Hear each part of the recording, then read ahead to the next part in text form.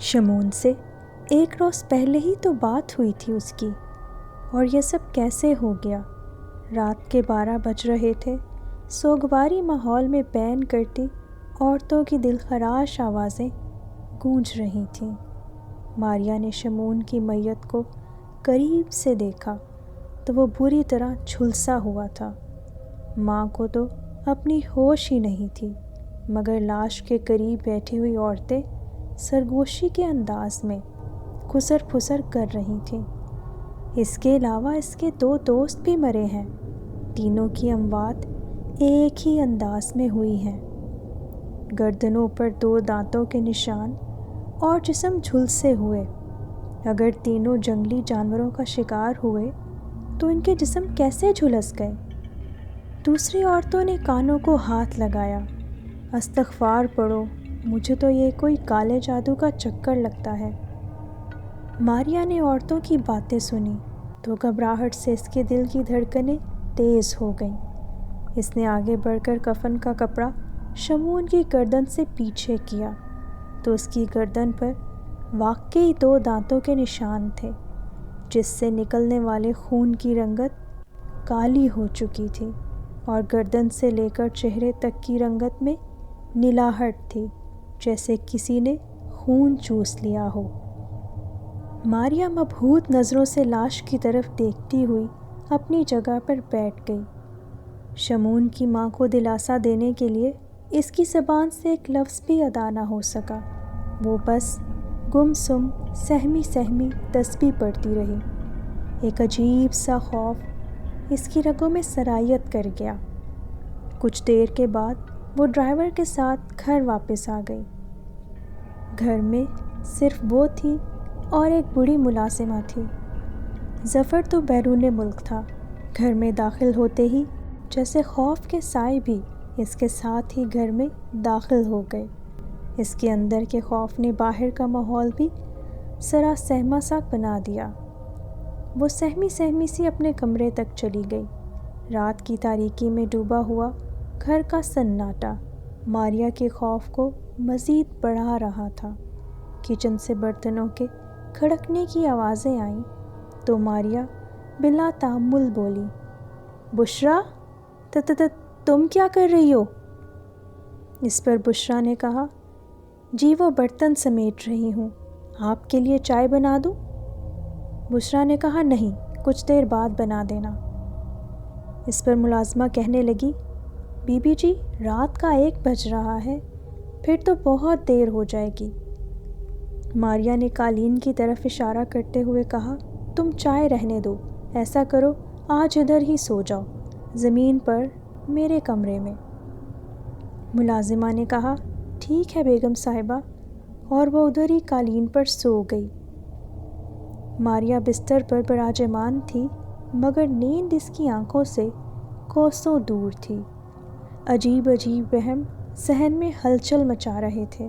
اسی دوران اس کے موبائل کی رنگ بجی تو وہ چونک سی گئی۔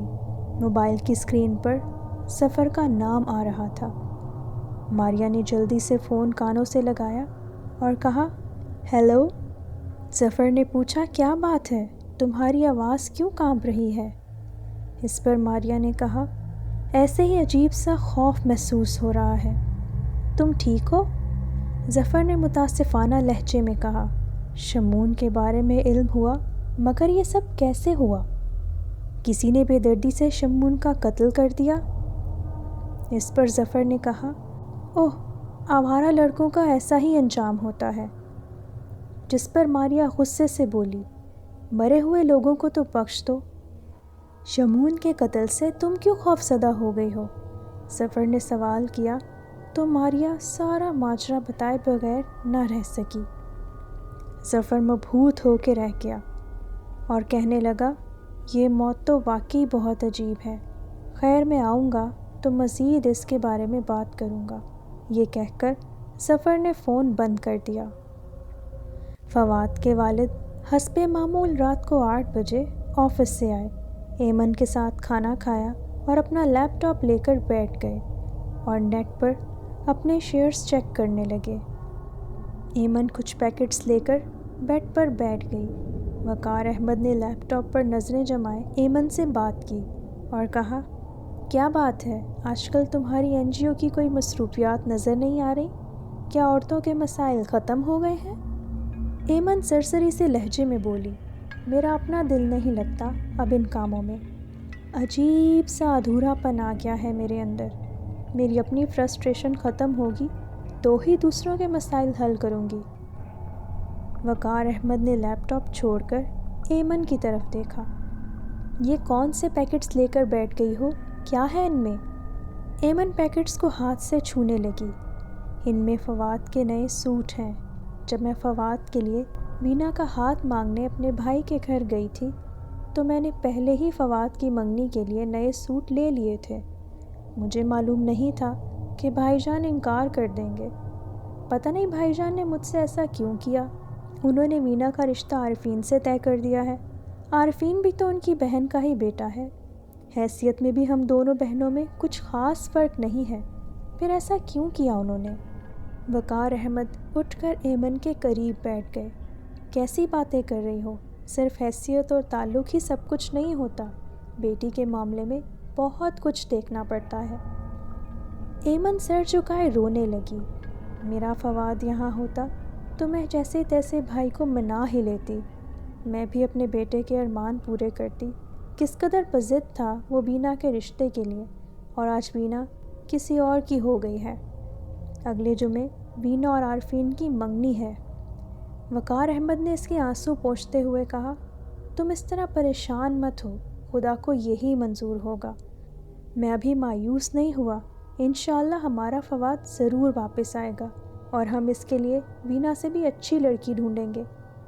ایمن نے وقار احمد کے شانے پر سر رکھ دیا، اس کی بھیگی آنکھوں میں خواب دل ملا رہے تھے کہ ایک دن اس کا بیٹا واپس آئے گا اور وہ اپنے سارے ارمان پورے کرے گی۔ وینا اپنی ہونے والی ساس یعنی پھپھو کے ساتھ منگنی کے لیے شاپنگ میں مصروف تھی، اس کی والدہ نے عذرا کی بات رد نہ کی کہ وہ اپنی ہونے والی بہو کو خود شاپنگ کرائے گی۔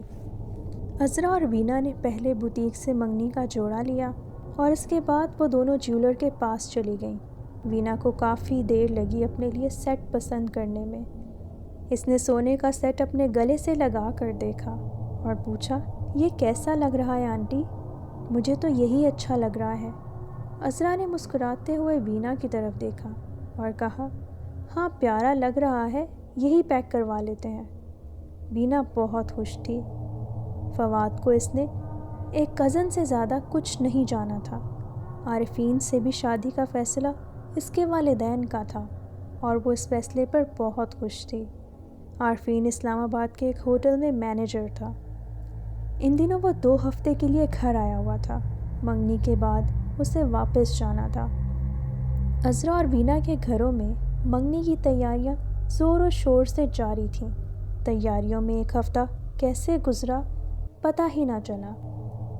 منگنی کا دن آن پہنچا، رات کا فنکشن تھا، ایمن کے بھائی اعجاز اور بھابھی سائمہ کے خوشی کے مارے پاؤں زمین پر نہ ٹک رہے تھے۔ مہمانوں کو 8 بجے کا وقت دیا گیا تھا، 8:30 بجے کے قریب گھر مہمانوں سے کھچا کھچ بھر گیا۔ وینا بھی بیوٹی پارلر سے تیار ہو کر آ گئی، مگر ابھی تک اس کے سسرال والے نہیں پہنچے تھے۔ ایمن اور وقار بھی ابھی تک اپنے گھر میں ہی تھے۔ بیگم جلدی کرو، ہم لیٹ ہو گئے ہیں۔ وقار احمد گاڑی کی چابی گھماتا ہوا گیراج کی طرف بڑھا۔ ایمن تیار ہو کر اپنے بیڈ روم سے نکلی تو اس نے اپنے بیڈ روم کی لائٹ آف کر دی اور بیڈ روم کا دروازہ بند کر کے کچن کی طرف بڑھی جہاں ملازم کام میں مصروف تھے۔ وہ ملازم کو سمجھانے لگی، بابا گھر کا خیال رکھنا، رات کا فنکشن ہے، ہمیں دیر ہو سکتی ہے۔ ملازم نے کہا، جی بی بی جی، آپ بے فکر رہیں۔ اسی دوران ایمن کے بیڈ روم کا دروازہ کھلنے کی آواز آئی۔ ایمن نے فوراً کمرے کی طرف دیکھا، کمرے کی لائٹ آن ہوئی۔ ایمن نے تعجب سے اپنے ہاتھ میں تھامی ہوئی بیڈ روم کی چابی کی طرف دیکھا اور سوچا، چابی تو میرے پاس ہے، تو اندر کوئی کس طرح جا سکتا ہے؟ اس کا دل تیزی سے دھڑکنے لگا، اسے خدشہ ہوا کہ کوئی چور اندر گھس گیا ہے۔ وہ دوڑتی ہوئی وقار کے پاس گئی، اس کی سانس پھولی ہوئی تھی۔ وہ بولی، وہ وقار احمد نے پوچھا، کیا ہوا؟ اس پر ایمن نے کہا، اندر ہمارے بیڈ روم میں کوئی ہے، جس پر وقار کہنے لگا کہ کوئی ملازم ہوگا۔ ایمن گھبرائی ہوئی آواز میں بولی، نہیں، وہ تو کچن میں ہے۔ وقار احمد نے گاڑی کا دروازہ بند کیا اور کہا، میں دیکھتا ہوں۔ یہ کہہ کر وہ کمرے کی طرف بڑھنے لگا۔ ایمن نے اسے روک لیا اور کہا، تم نہ دیکھو، پولیس کو فون کرو۔ اس پر وقار کہنے لگا، ریلیکس، مجھے دیکھنے تو دو۔ یہ کہہ کر وہ بیڈ روم تک گیا۔ بیڈ روم کا دروازہ باہر سے لاک تھا اور کمرے کی لائٹس بھی آف تھیں۔ وقار احمد نے سوالیہ نظروں سے ایمن کی طرف دیکھا تو ایمن بلا تأمل بولی، میں نے لائٹ آف کر کے دروازہ لاک کر دیا تھا، مگر جب میں ملازم سے بات کر رہی تھی تو اسی دوران کسی نے کمرے کا دروازہ کھولا اور لائٹ آن کی۔ یہ دیکھ کر میں دوڑتی ہوئی آپ کے پاس چلی گئی۔ یہ سنتے ہی وقار احمد چڑ کر بولا، کیسی احمقوں جیسی بات کر رہی ہو؟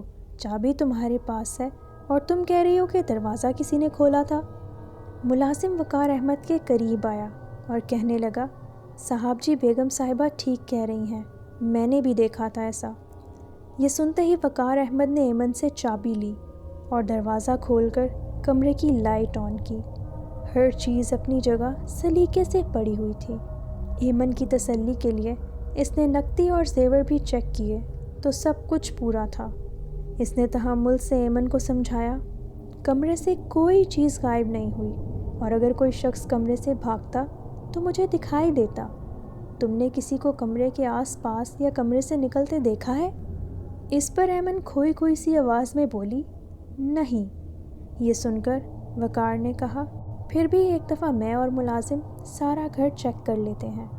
یہ کہہ کر ملازم کے ساتھ وقار احمد چھت پر چلا گیا۔ اس نے چھت سے سڑک پر دور دور تک نظر دوڑائی۔ اسے ایسی کوئی نشانی نہ ملی جس سے پتہ چلے کہ گھر میں کون آیا تھا۔ وقار احمد اور ایمن ملازم کو گھر میں چھوڑ کر وینا کی منگنی میں چلے گئے۔